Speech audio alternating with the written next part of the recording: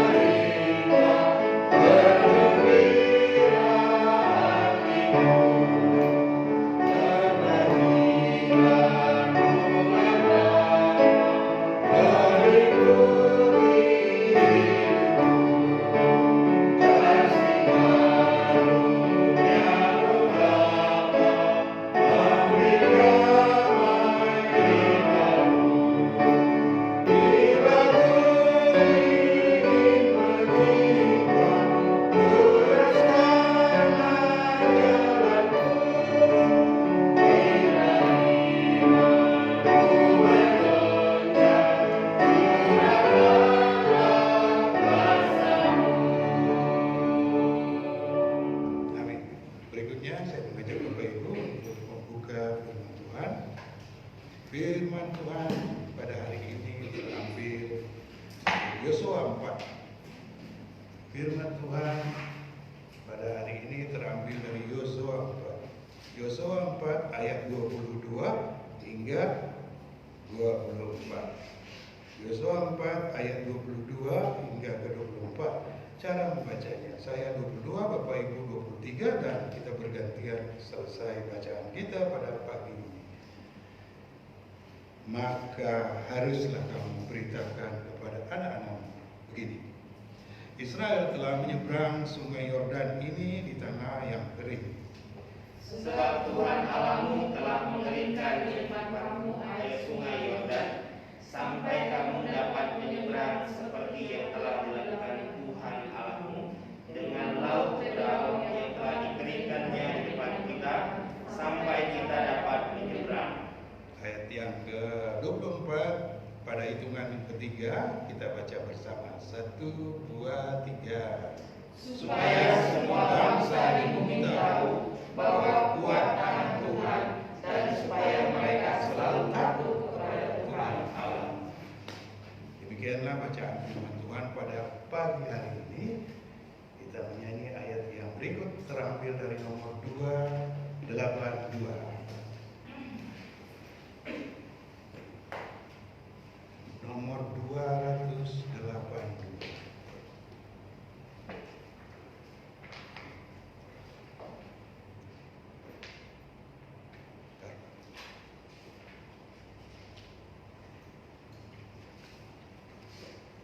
Mari Pak.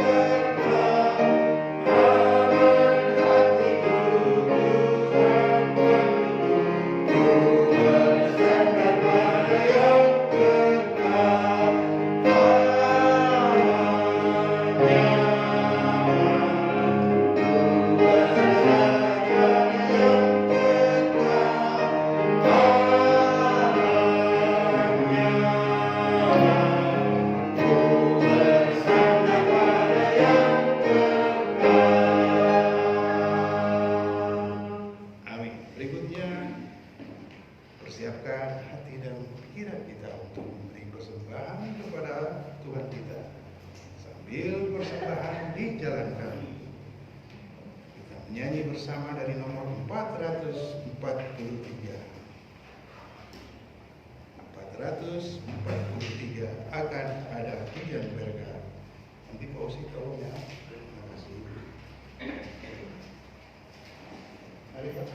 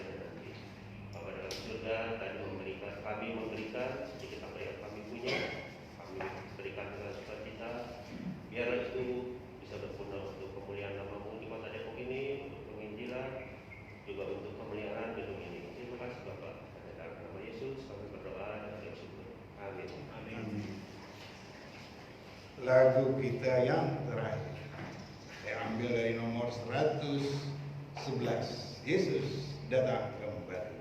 Nomor 111, Yesus datang kembali. Sambil lagu ini dinyanyikan, saya mengajak Bapak Ibu berdiri. Yesus datang kembali. Kita menyanyi ayat 1, 2, dan 3. Mari Pak.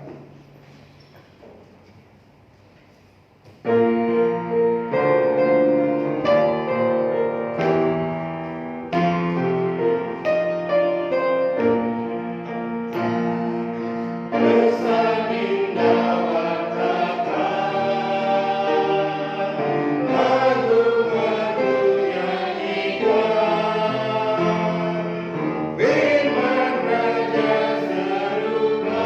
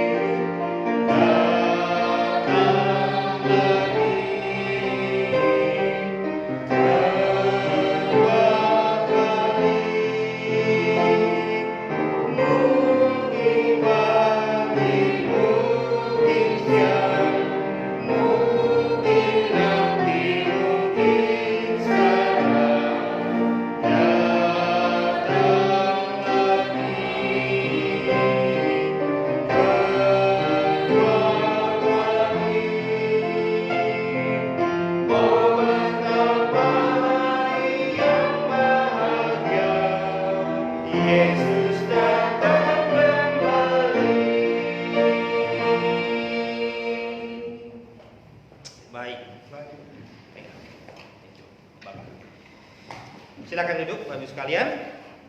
Selamat pagi Bapak Ibu jemaat yang terkasih dalam Tuhan.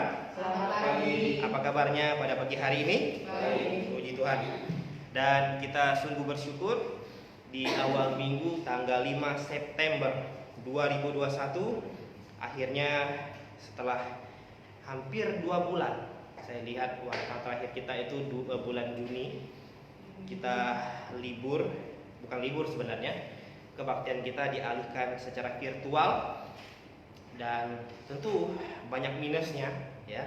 Belum, kita tidak tahu kondisi jaringan seperti apa, apakah bagus tidaknya, dan apakah jemaat semua punya jaringan, punya kuota, punya data internet yang cukup atau tidak. Dan itu sangat-sangat mempengaruhi kebaktian online kita. Oleh sebab itu saya dan Ibu senantiasa berdoa terus supaya Tuhan berikan kesempatan kita untuk berkumpul kembali. Dan akhirnya puji Tuhan kita sudah bisa berkumpul kembali meskipun belum lengkap, tetapi tidak apa-apa. Saya lihat ada beberapa jemaat yang online, puji Tuhan. Dan setelah hampir 2 tahun akhirnya saya kedatangan pemain musiknya lagi. Ya betul, hampir 2 tahun ya. Betul nggak? Hampir 2 tahun. Hampir 2 tahun. Akhirnya bisa bertemu dengan Pak Aduk dan Bu Heti, dan puji Tuhan hari ini kita bisa berkumpul kembali. Dan untuk yang menyaksikan live streaming ini, selamat pagi untuk Anda semua, dan semoga Anda selalu dalam kondisi sehat-sehat selalu dan tetap menjaga kesehatan kita dimanapun dan kapanpun kita berada. Baik, pada pagi hari ini kita akan mengisi kerohanian kita. Kita akan belajar firman Tuhan. Dan saya mengajak kita membuka firman Tuhan dari 1 Yohanes. 1 Yohanes pasal 2 ayat 18 hingga ayat yang ke-27. 1 Yohanes pasal 2 ayat 18 hingga ayat yang ke-27. Kita membaca firman Tuhan ini secara silih berganti. Saya ayat 18, jemaat semua ayat yang ke-19, dan terus bergantian hingga ayat yang ke-27. Oke, saya akan mulai terlebih dahulu. Anak-anakku, waktu ini adalah waktu yang terakhir. Dan seperti yang telah kamu dengar, seorang antikristus akan datang. Sekarang telah bangkit banyak antikristus. Itulah tandanya bahwa waktu ini benar-benar adalah waktu yang terakhir. Memang mereka berasal dari antara kita, tetapi mereka tidak sungguh-sungguh termasuk pada kita. Sebab jika mereka sungguh-sungguh termasuk pada kita, niscaya mereka tetap bersama-sama dengan kita. Tetapi hal itu terjadi supaya menjadi nyata bahwa tidak semua mereka sungguh-sungguh termasuk pada kita. Tetapi kamu telah beroleh pengurapan dari Yang Kudus, dan dengan demikian kamu semua mengetahuinya. Aku menulis kepadamu bukan karena kamu tidak mengetahui kebenaran, tetapi justru karena kamu mengetahuinya, dan karena kamu juga mengetahui bahwa tidak ada dusta yang berasal dari kebenaran. Siapakah pendusta itu? Bukankah dia yang menyangkal bahwa Yesus adalah Kristus? Dia itu adalah antikristus, yaitu dia yang menyangkal baik Bapa maupun Anak. Sebab barang siapa menyangkal Anak, dia juga tidak memiliki Bapa. Barang siapa mengaku Anak, dia juga memiliki Bapa. Dan kamu, apa yang telah kamu dengar dari mulanya itu harus tetap tinggal dalam kamu. Jika apa yang telah kamu dengar dari mulanya itu tetap tinggal di dalam kamu, maka kamu akan tetap tinggal di dalam Anak dan di dalam Bapa. Dan inilah janji yang telah diberikannya sendiri kepada kita, yaitu hidup yang kekal. Semua itu kutulis kepadamu, yaitu mengenai orang-orang yang berusaha menyesatkan kamu. Sebab di antara diri kamu tetap ada pengurapan yang telah dibenarkan kepadanya. Karena itu tidak perlu kamu diajar oleh orang lain, tetapi bagaimana pengurapan yang mengenai kamu tentang segala sesuatu, dan mengajar yang benar, tidak dusta, dan sebagaimana dia telah mengajar kamu. Demikianlah hendaknya kamu tetap tinggal di dalam dia. Mari kita bersatu dalam doa. Bapa kami di dalam surga, terima kasih Tuhan. Terima kasih terbesar kami untuk keselamatan jiwa yang sudah Tuhan berikan kepada kami semua. Kami mengucap syukur akan hal itu. Dan terima kasih untuk jemaat lokal Alkitabiah yang Tuhan sediakan bagi kami di kota Depok ini. Dan kami sangat mengucap syukur akan hal itu. Dan di tengah-tengah masa sulit hari ini Tuhan, masa pandemi, Tuhan juga masih memberikan kami kesempatan untuk berkumpul berjemaat, belajar firman-Mu, bernyanyi. Tuhan, ini juga adalah hal yang sangat-sangat kami syukurkan. Karena di masa-masa sulit seperti inilah kami harus semakin rajin, semakin bersemangat dalam belajar, dalam bersekutu satu dengan yang lainnya dalam satu jemaat Tuhan. Terima kasih Tuhan. Dan sebentar kami akan mempelajari firman-Mu. Tuhan, tolong kami semua. Sekiranya Alkitab firman-Mu yang barusan kami pelajari, yang barusan kami baca, bisa kami pelajari dengan baik. Dan pulang dari tempat ini Tuhan, kami memiliki berkat rohani yang mampu mengisi kerohanian kami. Terima kasih Tuhan Yesus. Kami menyerahkan seluruh kami yang hadir, bahkan jemaat-jemaat yang belum bisa hadir karena satu dan lain hal, atau jemaat kami yang sedang bekerja di luar, ataupun yang punya kesibukan-kesibukan lainnya.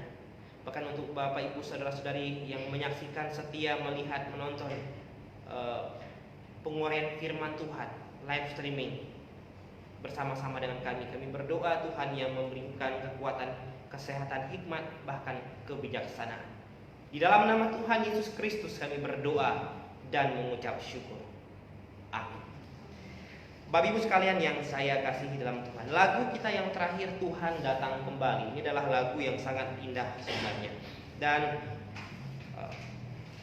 bersamaan dengan lagu itu, pada pagi hari ini kita akan belajar dari judul renungan kita, yaitu kedatangan antikristus sudah di depan mata dan sikap orang percaya.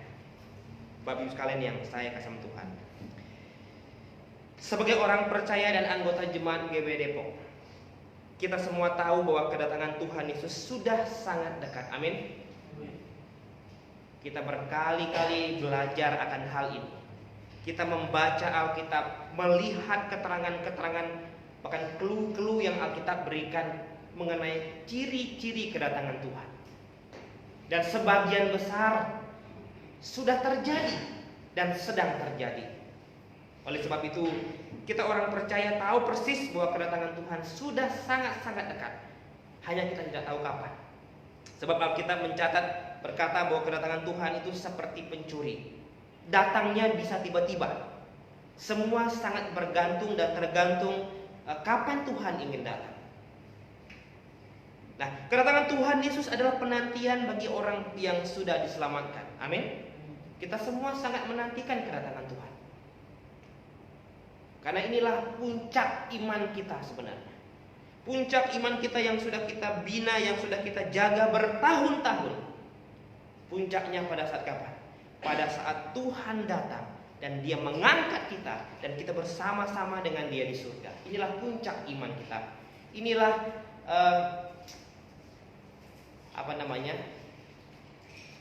bukti dari janji Tuhan itu yang Tuhan sudah janjikan kepada kita jauh-jauh hari. Nah, selain itu kedatangan Tuhan Yesus juga merupakan awal baru di mana munculnya yang disebut kerajaan antikristus di dunia ini. Ketika Tuhan datang kedua kali dan Dia menjemput setiap orang percaya, secara khusus jemaat lokal Alkitabiah yang menanti-nantikan kedatangannya, sebenarnya mulai babak baru di dunia ini. Untuk mereka, siapa mereka itu? Untuk mereka yang tidak percaya Tuhan Yesus, atau mereka adalah orang Kristen yang tidak sungguh-sungguh percaya. Mereka adalah orang Kristen yang tidak sungguh-sungguh beriman. Merekalah yang akan nanti memulai babak baru bersama kerajaan antikristus itu. Dan kita sudah tidak ada urusan itu lagi. Tetapi Bapak Ibu sekalian yang saya kasih Tuhan, pada pagi hari ini lewat renungan kita, saya mau mengajak kita kembali melihat, kembali belajar, kembali menggali kebenaran firman Tuhan untuk melihat kedatangan antikristus. supaya kita bisa mengingatkan, menyadarkan, membawa, mengajak, menghimbau setiap orang Kristen atau siapapun yang mau percaya Yesus. Inilah masanya, inilah waktunya yang paling tepat untuk kita semua bisa segera bertobat dan percaya dan membuat sebuah keputusan yang paling besar dalam hidup kita ini. Ya. Supaya tak kalah pada saat Tuhan datang nanti, jangan sampai ada dari kita yang tertinggal. Hanya karena mungkin kita terlalu menyepelekan, terlalu menganggap remeh kedatangan Tuhan. Karena Alkitab bilang Tuhan datang sebentar lagi, tapi setelah sekian ribu tahun belum datang-datang. Dan itu membuat iman kita tawar dan lama-lama menjadi hilang. Dan efek dari PPKM, efek dari PSBB, efek dari pandemi yang terus melanda Indonesia hampir 2 tahun ini bisa membuat hal itu jadi nyata. Ya, bisa membuat hal itu jadi nyata. Bapak Ibu sekalian yang saya kasih Tuhan, oleh sebab itu pagi hari ini kita mau diingatkan kembali oleh firman Tuhan itu. Nah, kita akan lihat ada 2 hal penting hari ini yang akan kita lihat. Yang pertama, kita akan lihat terlebih dahulu ciri-ciri kedatangan antikristus menurut Alkitab. Ya, menurut Alkitab, menurut firman Tuhan, apa ciri-cirinya? Supaya kita bisa waspada, supaya kita bisa aware, supaya kita bisa mengantisipasi dan mengajarkan kepada keluarga, kepada saudara, kepada anak bahkan. Dan mereka benar-benar siap dan tahu persis apa itu ciri-ciri kedatangan antikristus. Bapak Ibu sekalian yang saya kasih Tuhan, kita akan lihat yang pertama, ciri-ciri kedatangan antikristus ini ada di ayat yang ke-8 di pasal 3 tadi yang kita baca barusan. Pasal 2 ayat 18-nya. Anak-anakku, waktu ini adalah waktu yang terakhir, seperti yang telah kamu dengar. Seorang antikristus akan datang. Sekarang telah bangkit banyak antikristus. Itulah tandanya bahwa waktu ini benar-benar adalah waktu yang terakhir. Waktu ini benar-benar waktu yang terakhir. Nah, keterangan pertama, ciri-ciri pertama menjelang kedatangan seorang antikristus. Di sini ada permainan kata. Akan datang seorang antikristus, tetapi sekarang sudah datang antikristus. Apa maksudnya? Nah, dari sini kita dapatkan bahwa ciri-ciri kedatangan antikristus yang pertama adalah akan bermunculan antikristus yang kecil-kecil. Barulah nanti big bossnya muncul. Nah, apa gunanya kedatangan antikristus yang kecil-kecil ini? Untuk mempersiapkan sebuah jaringan kerajaan mereka. Untuk mempersiapkan orang-orang yang siap mendukung mereka, yang setuju dengan mereka, yang tidak sadar ikut ke dalam organisasi mereka dan kelompok mereka, yang nanti akan dibangun menjadi sebuah kerajaan sang antikristus. Ketika semua itu sudah ready, sudah siap, barulah si big bossnya datang. Kita tidak usah pelajari lagi siapa big bossnya. Semua pasti tahu.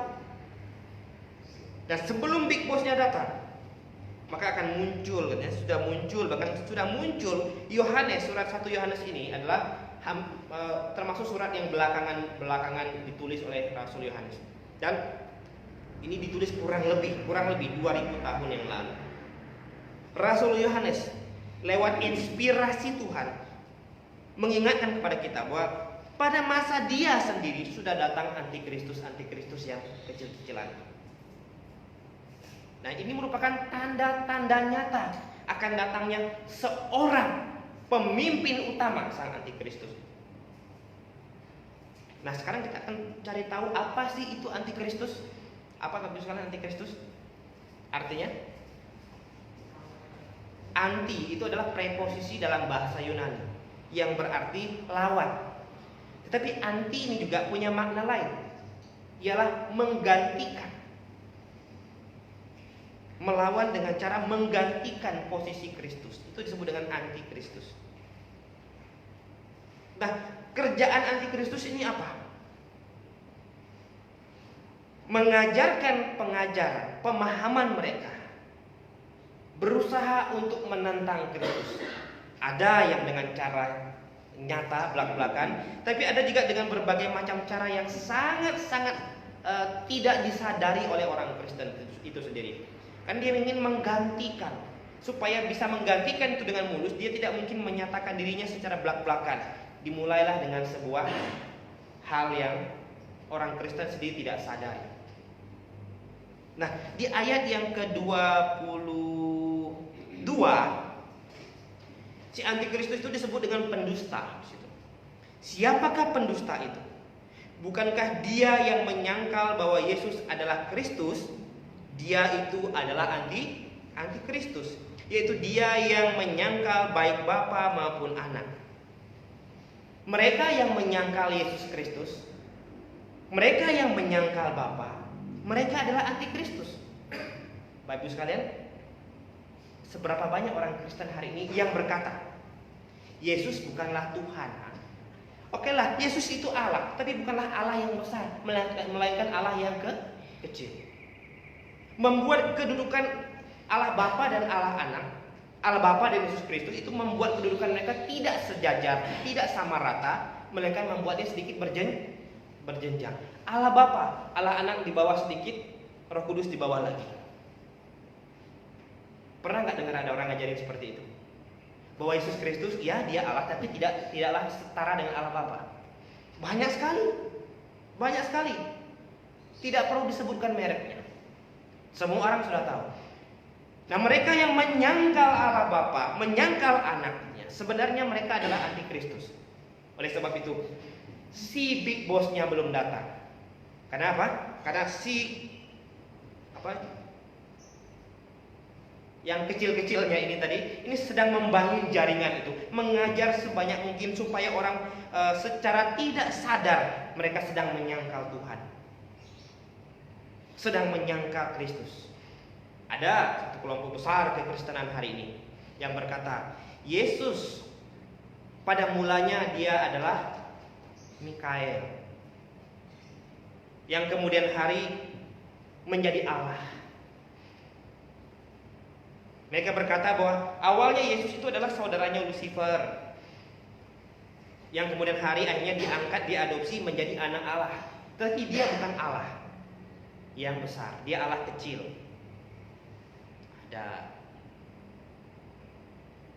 Dan itu banyak sekali. Dan yang sayangnya banyak sekali orang percaya. Nah, mereka inilah yang nanti akan tergabung ke dalam kelompok organisasi kerajaan antikristus, karena mereka lah yang mau menerima hal itu. 2 bulan lalu dan bulan ini saya sudah membahas 2 doktrin dalam PA online. Yang pertama, kristologi. Bagaimana pandangan Alkitab mengajarkan posisi Kristus dalam Alkitab. Dalam PA online itu saya sudah buat sedemikian simpel, sedemikian mudah dimengerti supaya orang tahu bahwa Yesus meskipun dia Allah Anak pribadi, Allah yang kedua, tetapi posisinya sejajar setara dengan Allah. Banyak orang tersandung hanya karena ayat ini. Yesus duduk di sebelah kanan Allah katanya. Nah, itu menunjukkan bahwa posisi Yesus tidak sejajar, tidak setara dengan Allah. Tanpa dia sadari, kalau kita renungkan baik-baik kalimat itu, Yesus duduk di sebelah kanan Allah. Itu justru menunjukkan bahwa posisi Yesus dan posisi Allah Bapa itu sejajar. Duduk di sebelah kanan. Budian duduk di sebelah kanan Pak Usit. Itu kan menunjukkan posisi Budian dan Pak Usit itu sejajar gitu. Apa yang salah dari kalimat itu? Kecuali kalau ayatnya bilang begini, Yesus duduk di sebelah kanan pojok bagian bawah. Nah, itu posisi Yesus agak rendah gitu loh. Justru itu menunjukkan kesetaraan mereka. Ya, sejajar sama, hanya posisinya yang satu di sebelah kanan. Bagi sekalian yang saya kesam Tuhan. Tetapi banyak orang Kristen yang mau percaya akan hal itu, dan sebenarnya mereka adalah antikristus dan sedang menunggu big boss mereka, sang antikristus yang sebenarnya itu. Karena barang siapa yang menyangkal Yesus dan menyangkal Bapa, dialah antikristus. menyangkal bab anak, menyangkal Yesus Kristus itu sama dengan menyangkal Bapa sebenarnya. Kenapa kok bisa begitu? Ya, Yesus sendiri bilang, tidak ada seorang pun yang pernah melihat Bapa kecuali anak. Melihat aku, melihat Bapa. Aku dan Bapa adalah satu, kata Tuhan Yesus bilang. Berarti menyangkal anak itu sama dengan sudah menyangkal Bapa. Meragukan keilahian Yesus Kristus itu sama dengan sudah meragukan Allah yang mengutus Yesus Kristus.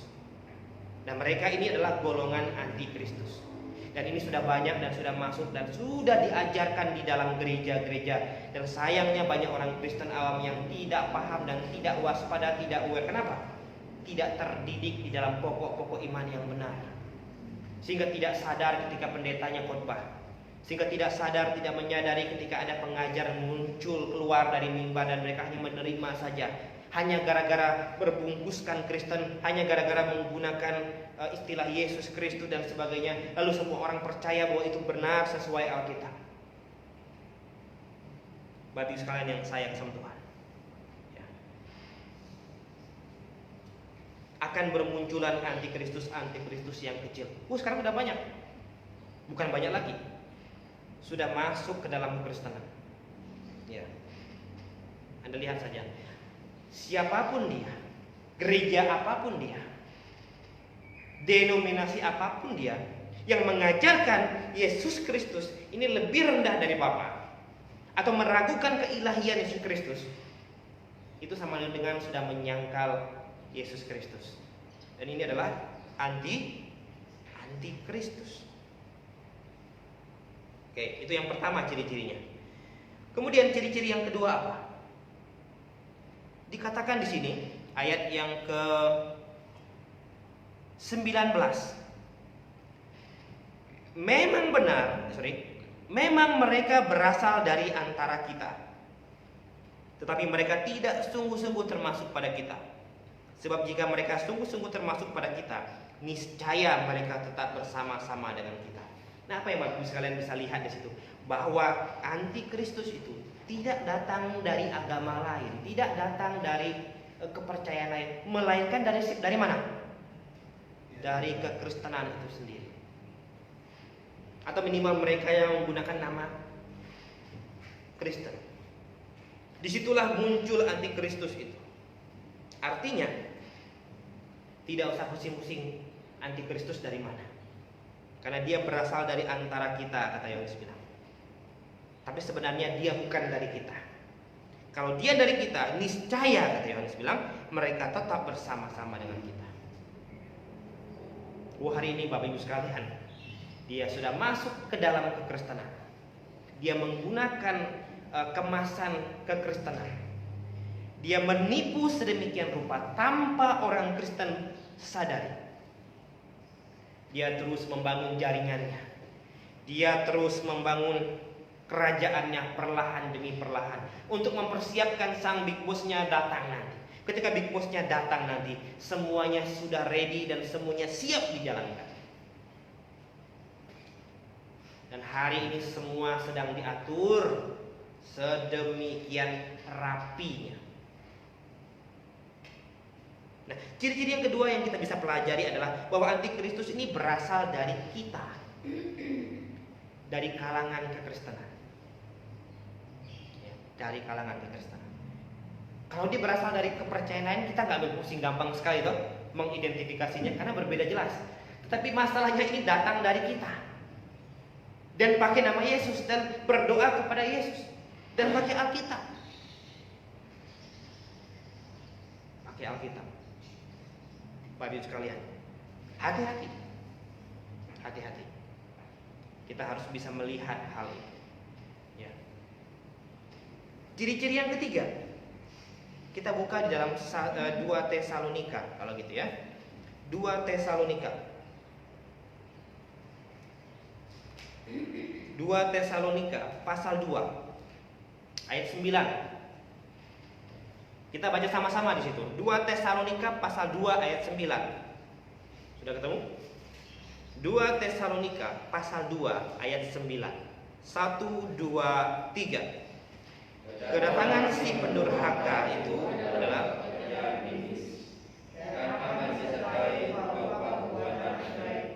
tanda-tanda, mujizat-mujizat palsu.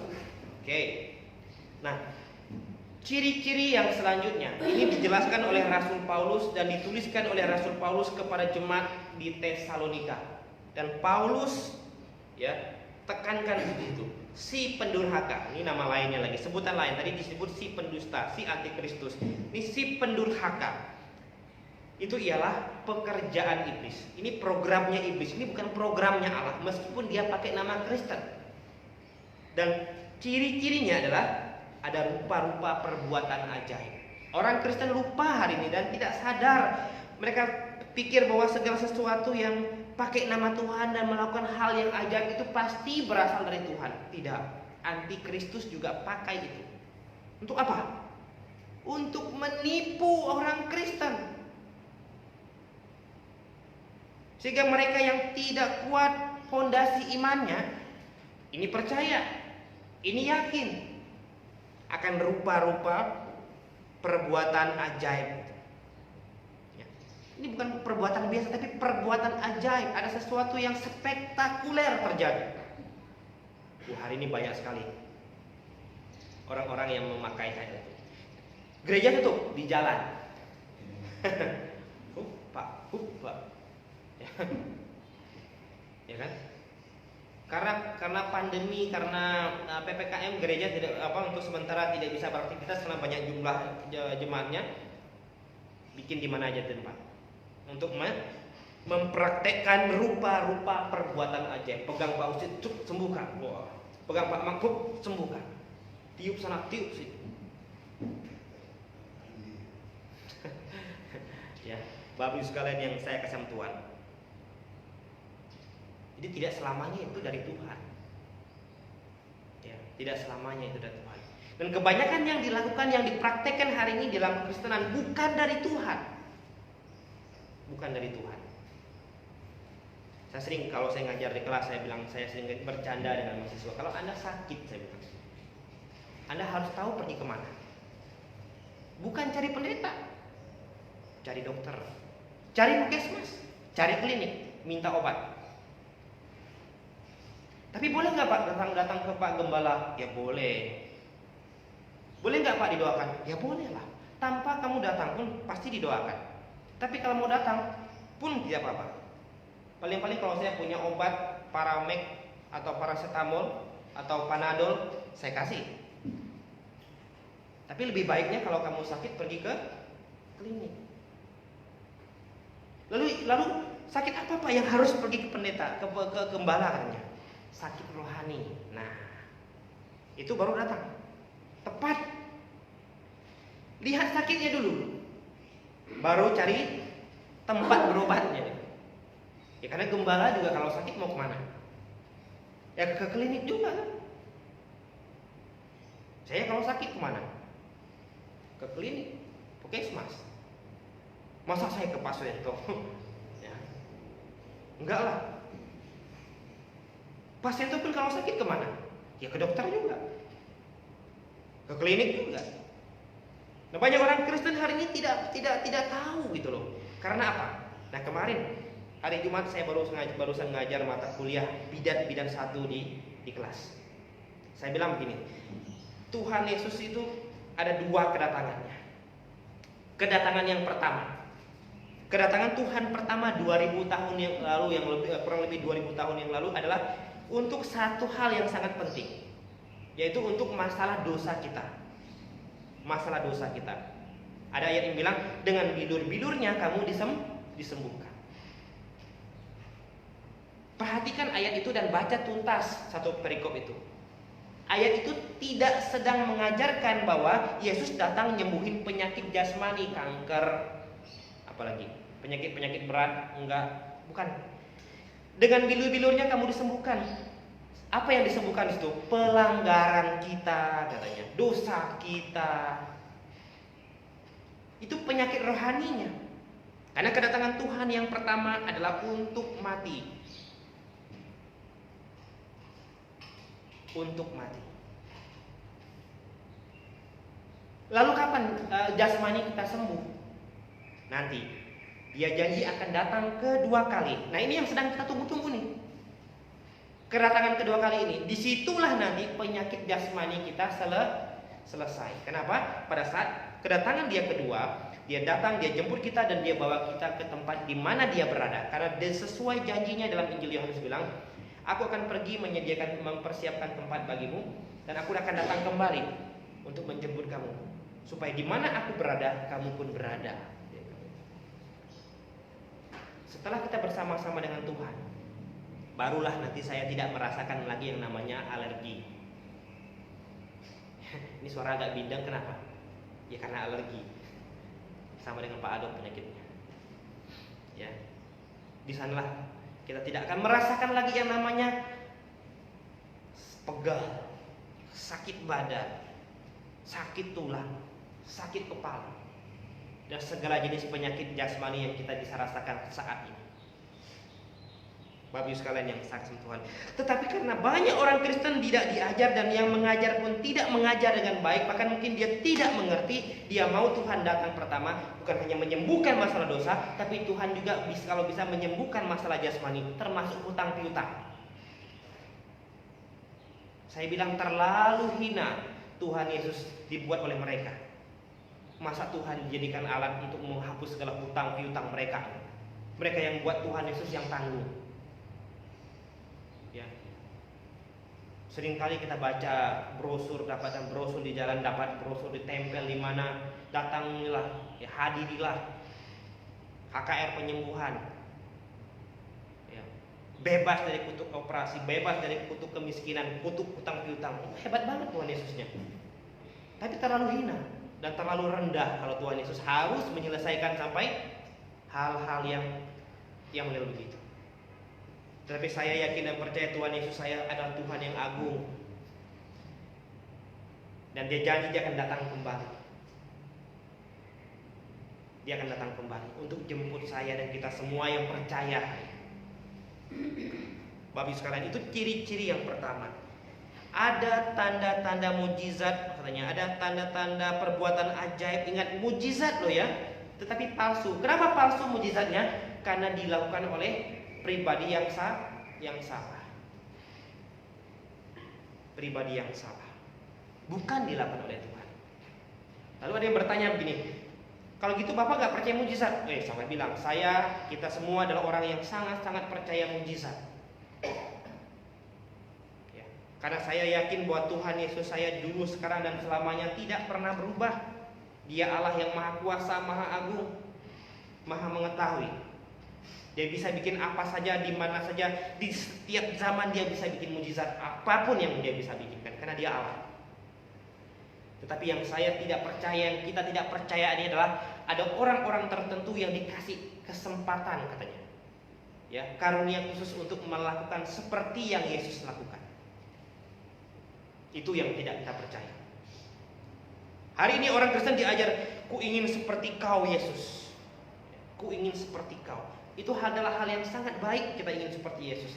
Tapi hati-hati, jangan terjebak dengan dosa yang dibuat oleh Lucifer, dosa yang dibuat oleh Hawa, dosa yang dibuat oleh Nimrod. Ingin seperti Yesus dalam hal kuasa. Kalau Yesus bisa menyembuhkan orang yang sakit, karena saya anak Yesus, saya juga harus bisa. Enggak selamanya apa yang dibuat oleh Bapak, anaknya juga harus buat yang sama. Ada bapaknya yang misalnya pegawai, anaknya mungkin punya keahlian lain. Nggak selalu sama, harus sama. Ya. Hati-hati jangan sampai terjebak dengan dosa yang sudah dibuat oleh iblis dan diberikan kepada Hawa. Dan dosa yang dibuat oleh Lucifer itu yang menyebabkan dia dan sepertiga jumlah malaikat harus dibuang dari surga. Dosa apa itu? Ingin seperti Allah. Tetapi hari ini orang banyak seperti itu. Oh iya, dosa Adam dan Hawa. Ada dosa Hawa menyusup ke dalam kekristenan. Dosa Lucifer menyusup ke dalam kekristenan.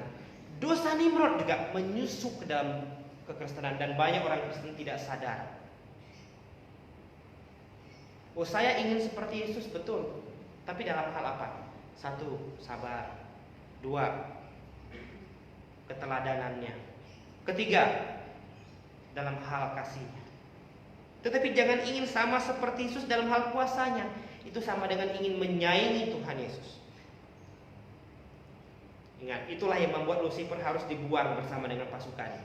Itulah yang membuat kenapa Hawa dan Adam harus diusir dari Taman Eden. Karena hal itu. Dia ingin sama seperti Allah, dia makan buah itu. Itu yang membuat kenapa dunia saat itu harus dikacau balaukan bahasanya oleh Tuhan. Kenapa? Mereka membangun satu menara yang tinggi, ingin mencapai Tuhan katanya. Menggapai yang maha tinggi.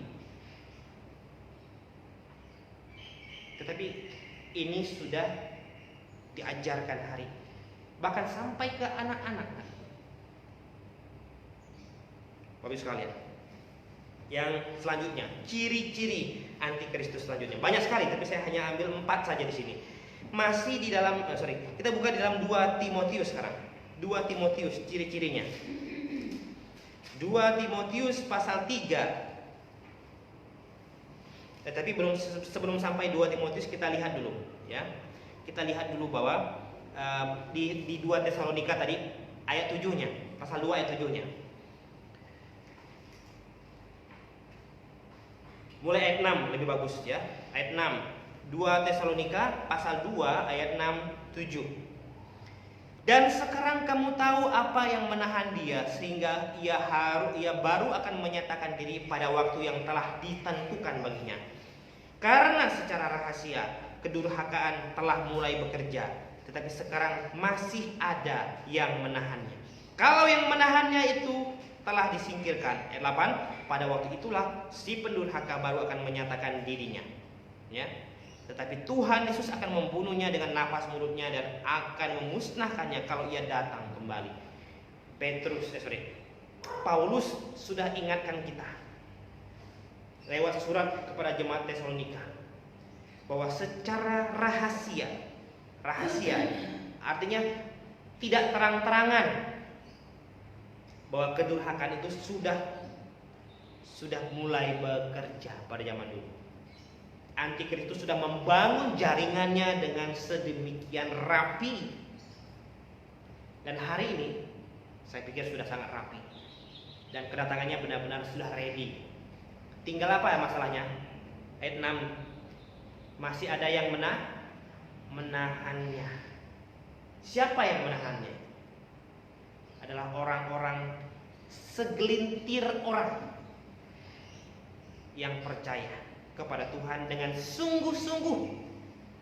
Loh, Pak Gembala kok segelintir orang?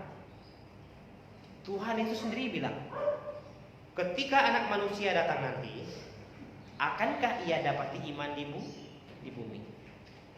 Jangankan saya, Yesus saja sudah pesimis melihat menjelang kedatangan dia nanti. Sudah semakin dikit orang yang punya iman yang benar. Bukan kekristenan ya, tapi imannya. Karena Tuhan butuh iman. Kalau kekristenan, hari ini sudah nggak bisa dihitung lagi kekristenan. Sudah menjamur dari tempat yang besar sampai tempat yang kecil. Ini semua sudah banyak. Seperti jamur yang tumbuh di kayu-kayu yang mati, yang ada di hutan dan sebagainya. Sudah banyak sekali. Tapi sayangnya Tuhan tidak lihat kuantitas fisik dan jasmani. Yang Tuhan lihat adalah rohani. Itulah mengapa saya secara pribadi, ulang-ulang saya bilang sama ibu, saya takut sekali kalau sampai kita terlalu lama kebaktian secara virtual. Kalau bicara enak virtual. Saya pakai sendal pun Bapak Ibu nggak tahu, betul nggak? Kan tidak terlihat, yang terlihat sama segini. Tetapi karena jemaat, saya bilang, karena jemaat. Ya. Saya berdoa terus, Tuhan tolong kapan ini selesai PPKM, Tuhan tolong kapan selesai ini pandemi. Kalau bisa ketemu lagi Tuhan, lebih enak, lebih jos, lebih afdol mengajarkan kebenaran karena bisa didengar langsung. Kalau online virtual kita nggak tahu jaringan di tempat lain bagus tidak, kemampuan handphone satu dengan gadget yang lain sama tidak. Bisa tidak? Kalau nggak bisa, ya berarti 2 tahun PPKM, 2 tahun juga kita tidak bisa dengar kebenaran. Ini kan sangat rugi. Yang rugi siapa? Jemaat. Yang rugi jemaat. Karena berjemaat ini adalah salah satu kehendak Tuhan. Ya. Termasuk yang nanti akan Tuhan perhitungkan ketika kita ada di surga. Tetapi saya pun tidaklah bisa memaksakan kondisi. Semua harus tetap jalan, nggak bisa. Di sisi lain kita juga harus patuh dengan aturan pemerintah. Karena pemerintah mau pandemi ini segera berkurang, kalau bisa selesai. Bagus sekali yang saksi. Tapi puji Tuhan hari ini, meskipun kita belum bisa hadir semuanya, kita bisa tatap muka kembali. Ya, jadi jangan pikir bahwa antikristus nanti akan datang dan belum ada saat ini. Bahkan sudah sejak zaman Yohanes, sejak zaman Paulus sudah ada. Ya. Cuma masih ada yang menahannya. Tidak usah pusing-pusing siapa yang menahannya. Di Depok itu kita. Bukan sombong. Siapa gereja, siapa mereka yang percaya Alkitab satu-satunya firman Tuhan. Di luar Alkitab bukan firman Tuhan. Mereka inilah yang bikin si antikristus pusing kepala. Karena Alkitab adalah standar iman kita. Tapi mereka yang melihat Alkitab ini sekedar seperti buku dan bisa banyak salah dan tidak melihatnya sebagai firman Tuhan satu-satunya, ini sudah pasti siap masuk ke dalam jaringan tersebut. Ya. Yang keempat ciri-cirinya. Kita buka dalam 2 Timotius tadi. 2 Timotius pasal 3 ayat 1 sampai 5.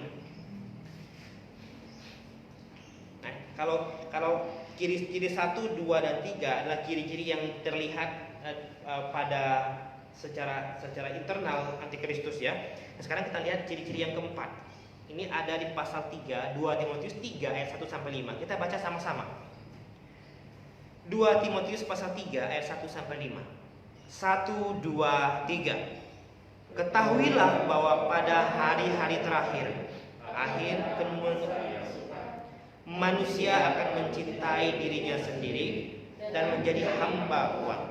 Mereka akan membual dan menyombongkan diri. Mereka akan menjadi pemfitnah.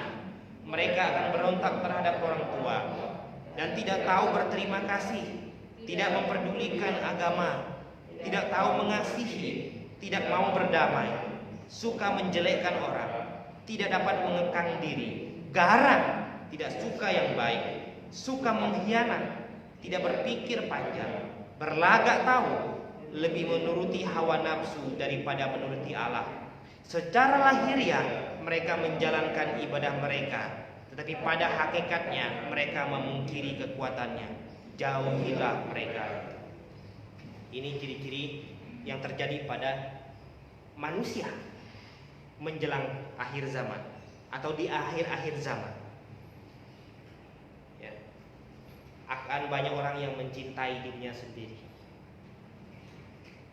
Tuhan nomor sekian.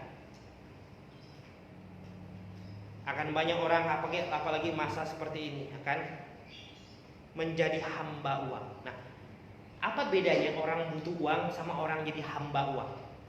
Hamba ini adalah sebuah istilah yang artinya bahwa saya menyerahkan hidup saya untuk dikuasai oleh uang. Tetapi orang Kristen butuh uang, ya butuhlah. Bagaimana bisa ke gereja kalau nggak ada duit misalnya? Emang motor ditenteng doang gitu, nggak ada isi bensinnya, atau mobil didorong sampai ke gereja, kapan nyampenya? Butuh orang Kristen uang, butuh. Tidak ada yang tidak butuh uang. Tetapi jangan jadi hamba uang.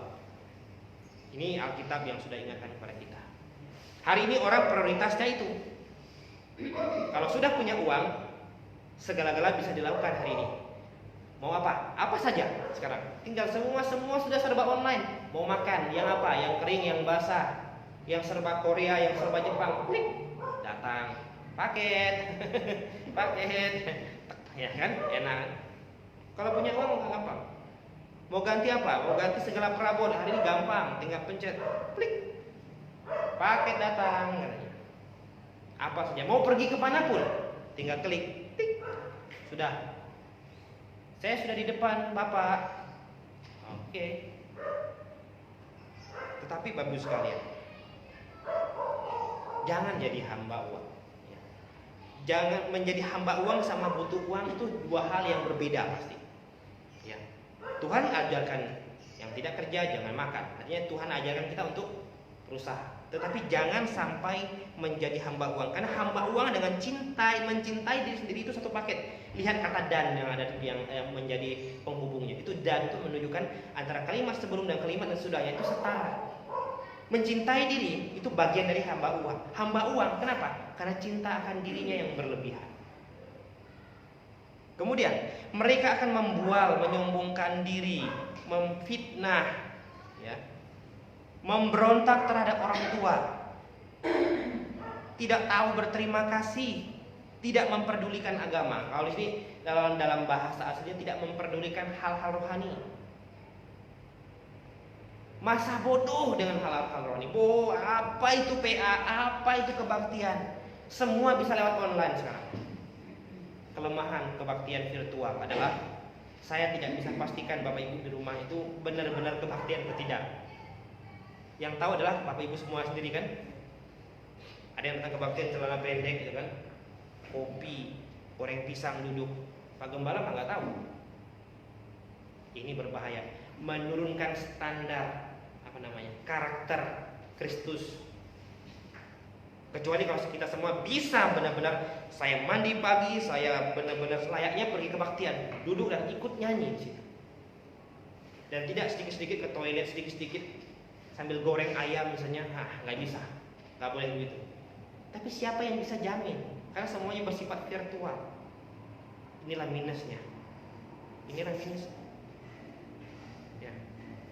Kemudian tidak tahu mengasihi, tidak mau berdamai, suka menjelekkan orang, tidak dapat mengekang diri, garang, tidak suka yang baik, suka mengkhianat, tidak berpikir panjang, berlagak tahu, padahal nggak tahu, tapi mau ngajar.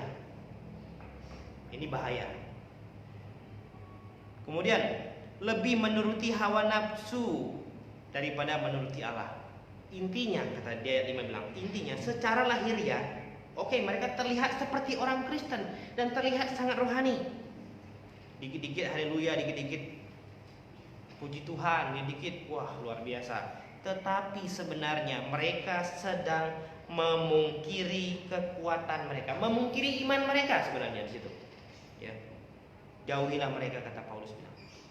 Karena yang beginian-beginian bisa berdampak negatif, apalagi kepada jemaat.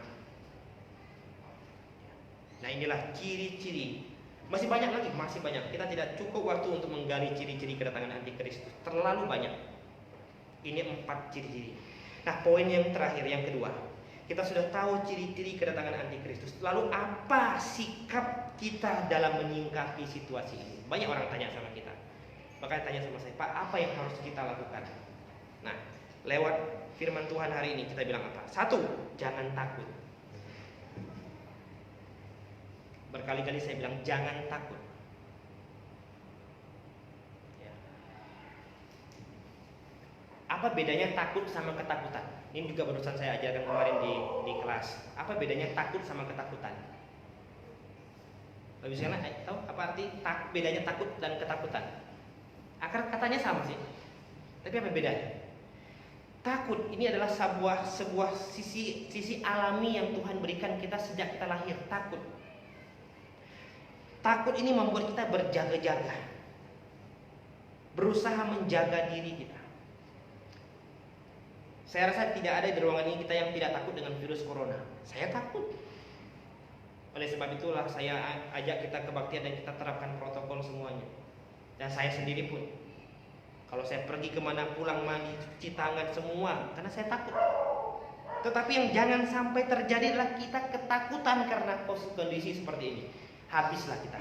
Ketakutan adalah sebuah sikap yang dibentuk oleh kita sendiri karena kita tidak yakin ada Tuhan yang bisa tolong kita. Betul nggak? Takut boleh nggak? Boleh. Cemas boleh nggak? Boleh. Khawatir, cemas boleh. Tapi jangan sampai kekhawatiran. Itu kata firman Tuhan. Jangan sampai terlalu khawatir. Kalau ada orang Kristen lahir baru terlalu khawatir, terlalu takut, berarti dia sedang menyepelekan, tidak menyadari bahwa ada Tuhan bersama dengan dia selama ini. Ada Tuhan bersama dengan kita. Nah, inilah yang iblis mau. Kalau bisa berita dibuat seheboh mungkin. Kenapa corona seperti sangat kuat, sangat hebat? Ini karena media sosial, internet luar biasa berkembang zaman kita ini. Betul nggak? Coba penyakit misalnya demam berdarah dibuat seheboh begini, itu jauh lebih menakutkan lagi kan? Itu jauh lebih menakutkan lagi. Jauh lebih menakutkan lagi. Nah, dulu banyak sekali penyakit virus-virus yang hebat, bahkan lebih hebat daripada virus corona ini. Difteri, bahkan ciri-cirinya sangat-sangat menakutkan. Tapi karena teknologi media sosial tidak seheboh sekarang, ya sudah lewat biasa. Nah, sekarang semua berita, semua media, semuanya virus corona. Sampai kemarin tertangkapnya teroris, kita nggak tahu kenapa, corona mulu.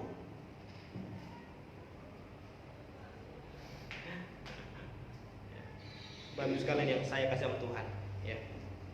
Jangan takut intinya. Jangan takut. Karena kita punya Tuhan. Selama kita sudah melakukan sesuatu yang baik, apa yang baik yang patut kita lakukan, sudah kita lakukan, sisanya terserah Tuhan. Sisanya terserah Tuhan. Baik gak menggunakan masker? Itu memang baik. Bahkan dari dulu kita dihimbau untuk menggunakan masker. Baik gak cuci tangan? Menjaga kesehatan, ini hal yang baik. Lakukan saja. Sisanya Tuhan, saya hamba serahkan kepadamu. Karena Engkau yang punya hidup dan mati hambamu. Silakan Tuhan. Tapi yang salahnya adalah, ini iman yang benar. Yang salahnya adalah, pokoknya saya yakin dengan Tuhan, ya. Saya percaya Tuhan tolong, tapi enggak berusaha melakukan apa yang menjadi bagiannya. Kemarin saya beli martabak ke pasar sekaligus beli sayur. Ada satu martabak depan pasar Agung, kemudian dia bilang, kalau saya mah yang penting Bismillah aja Pak. Terserah Tuhan. Nah, ini kan iman buta namanya.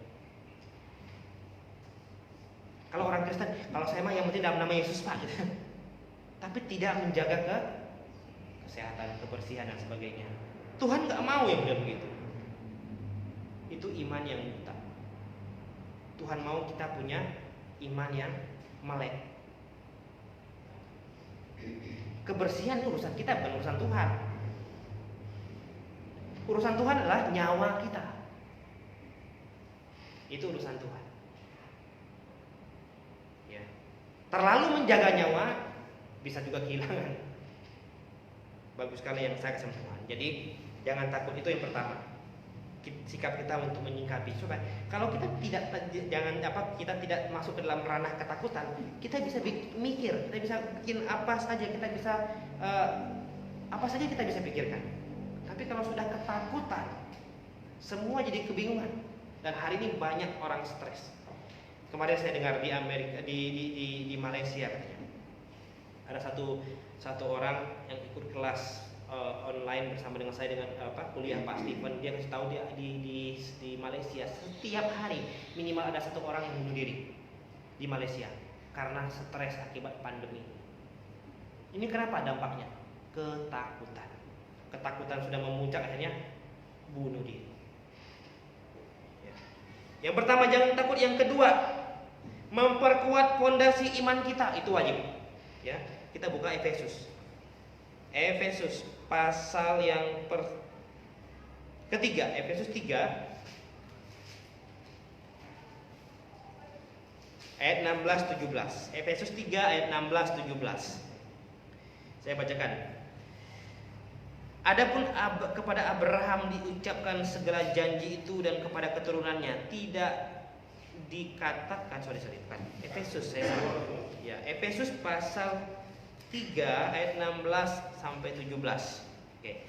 Aku berdoa supaya Ia menurut kekayaan kemuliaannya menguatkan dan meneguhkan kamu oleh rohnya di dalam batinmu, sehingga oleh imanmu Kristus diam di dalam hatimu dan kamu berakar serta berdasar di dalam kasih. Nah, kemudian Yudas ayat 20. Yudas ayat 20. Yudas ayat 20. Akan tetapi kamu, saudara-saudaraku yang kekasih, bangunlah dirimu sendiri di atas dasar imanmu yang paling suci dan berdoalah dalam Roh Kudus. Ya. Dua ayat ini mengajarkan kita supaya apa? Memperkuat fondasi iman kita. Memperkuat fondasi iman kita. Kita semua adalah orang-orang yang sudah percaya Tuhan Yesus, amin. Perkuat, jangan sampai kendor. Dunia boleh mengalami pandemi, Indonesia boleh mengalami pandemi, tetapi jangan diikuti penurunan kualitas iman kita. Justru semakin seperti inilah semakin kita memperkuat diri kita supaya tidak mudah terombang-ambingkan pikiran kita. Ya. Tidak mudah terbawa-bawa oleh berbagai macam isu dan sebagainya. Ya. Kita percaya ada namanya virus COVID. Itu virus virus flu, demam, batuk dan sebagainya. Kita percaya itu karena di setiap dunia ada namanya flu. Tetapi sekali lagi jangan takut dan perkuat fondasi iman. Fondasi iman, dasarnya harus kuat. Ya. Bagaimana memperkuat fondasi iman itu? Salah satunya yang kita lakukan hari Minggu ini, berjemaat. Kemudian yang ketiga, kita buka Kisah Rasul. Kisah Para Rasul pasal 2 ayat 41-42. Kisah Rasul pasal 2 ayat 41-42. Orang-orang yang menerima perkataannya itu memberi diri dibaptis, dan pada hari itu jumlah mereka bertambah kira-kira 3.000 orang, 3.000 jiwa. Mereka bertekun dalam pengajaran rasul-rasul dan dalam persekutuan, dan mereka selalu berkumpul untuk memecahkan roti dan berdoa. Lihat di situ, di mana yang ketiga adalah bertekun dalam pengajaran yang benar. Bertekun, berarti tidak kendor sedikit pun dalam pengajaran yang benar. Bertekun, ini sebuah usaha yang dilakukan terus menerus. Ya. Lewat pendalaman Alkitab, kita belum bisa melakukan yang namanya kelas Alkitab kita Rabu malam. Mudah-mudahan dalam waktu dekat saya berdoa dan kita semua mari berdoa supaya kita bisa buat kelas Alkitab malam dan kita bisa belajar dan semakin mantap iman. Tetapi untuk sementara kita bisa belajar lewat virtual. Biasanya kalau Selasa malam tuh saya masukkan ke dalam YouTube. Kalau yang Minggu kita buat di Facebook. Ya, kita bisa belajar banyak di situ. Kalau Bapak Ibu sekalian tidak bisa live, nggak apa-apa. Nanti setelah videonya terupload, Anda bisa download dan nonton kapan saja. Dan yang paling penting adalah di-sharekan sebanyak-banyaknya. Hari ini gampang sekali kita memberitakan kebenaran. Tidak usah ngomong. Anda tinggal share saja. Masalah yang nggak baca urusan. Pokoknya share terus sampai dia bosan. Anda tahu sebenarnya feedback dari pendalaman Alkitab kita dan kebaktian kita ini ada. Hanya saja feedbacknya sementara waktu ini orang-orang di luar pulau yang terima ini. Satu di Kalimantan, satu di Semarang. Bukan Semarang, Solo. Satu di Jakarta Barat. Ya. Satu lagi di Bogor. Ya, feedbacknya ada, luar biasa. Terhibur. Meskipun belum orang Depok. Nah, karena kita semua orang tinggal di Depok, ayo kirim saja sebanyak-banyaknya. Nggak rugi. Lama-lama dia baca. Ingat satu bapak yang orang Ambon yang Tahapari, Pak Bini Tahapari, kita kirim terus. Lama-lama mulai dia. Terima kasih Pak untuk informasi. Terima kasih, kelihatan dia ikut. Ya, nggak apa-apa, kirim saja terus. Pasti dia akan buka satu hari. Ketika dia pas duduk santai dan tidak bikin apa-apa dan dia lihat artikel yang dikirim sama kita, dia penasaran pasti. Kita buka. Ya, enak sekali sekarang. Tidak usah ngomong-ngomong, tinggal share saja. Ya. Di channel YouTube kita di GBA Depok Official banyak sekali PA-PA kita. Yang wanita tidak boleh jadi gembala, yang ini, yang itu, ada semua di situ. Tinggal ambil, share, bagikan. Ya. Bertekun dalam pengajaran yang benar. Kemudian yang keempat, apa sikap kita menyikapi situasi ini? Yang keempat adalah makin setia dalam jemaat dan dalam pelayanan. Makin setia. Justru makin seperti ini, makin setia. Tidak ada cara lain. Tidak ada cara lain. Kenapa? Karena inilah bentuk kita mempersiapkan diri untuk menanti kedatangan sang raja kita. Karena inilah yang nanti akan dipertanggungjawabkan kita di surga. Nanti Tuhan tanya, kenapa kamu kurang semangat? Pandemi, Tuhan. Sebelum pandemi, orang-orang baptis bahkan lebih hebat dari pandemi. Dimatikan, dibakar. Yang Bapak Ibu sekalian baca hari ini di artikel kita, ada beberapa tokoh-tokoh pengkhotbah baptis, mereka dicambuk, dibakar, tapi masih aja khotbah. Hebat sekali. Hebat sekali. Ya. Yang namanya pandemi, musibah, penyakit di setiap zaman, di setiap tahun, di setiap kapan pun bisa datang.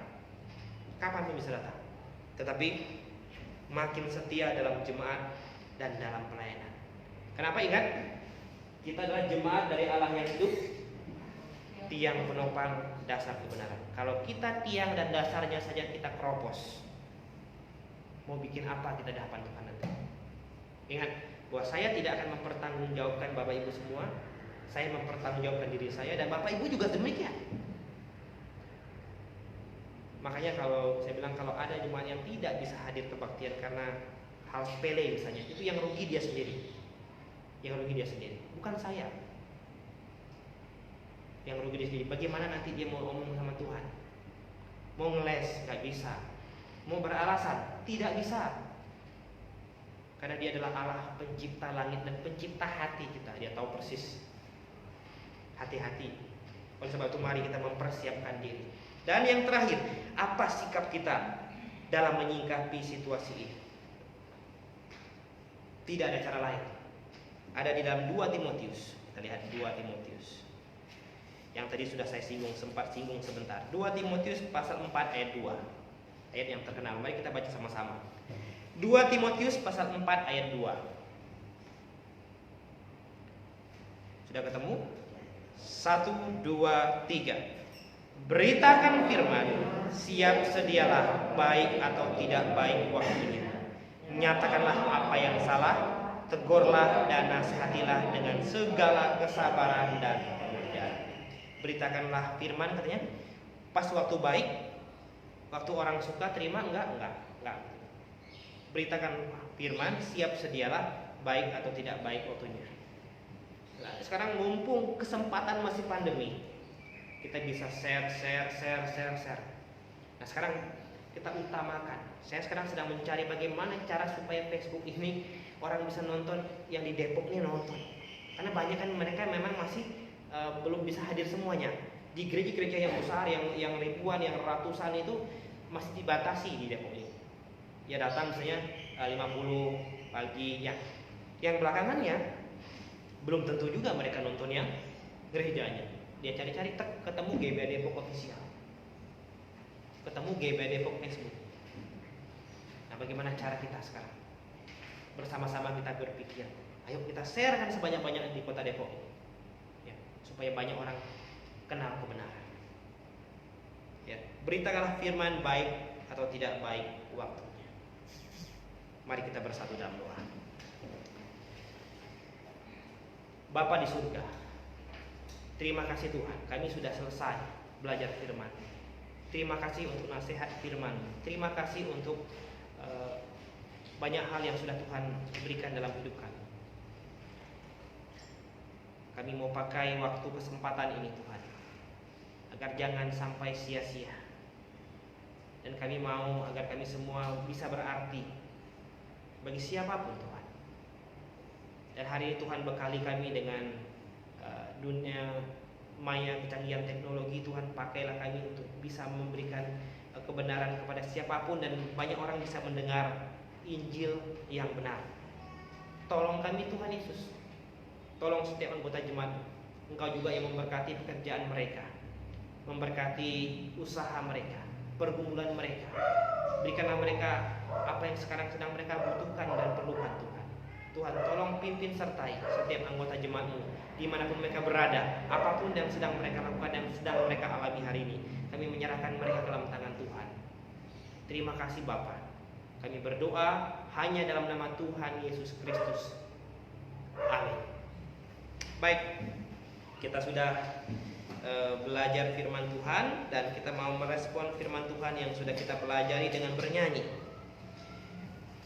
Bernyanyi dari pujian nomor 285. Buku himne kita 285. Mari kita bangkit berdiri semua karena sudah cukup lama duduk. 285. Tuhanlah Tuhan yang memimpin aku. Ayat 1, ayat 2 dan ayat yang ketiga.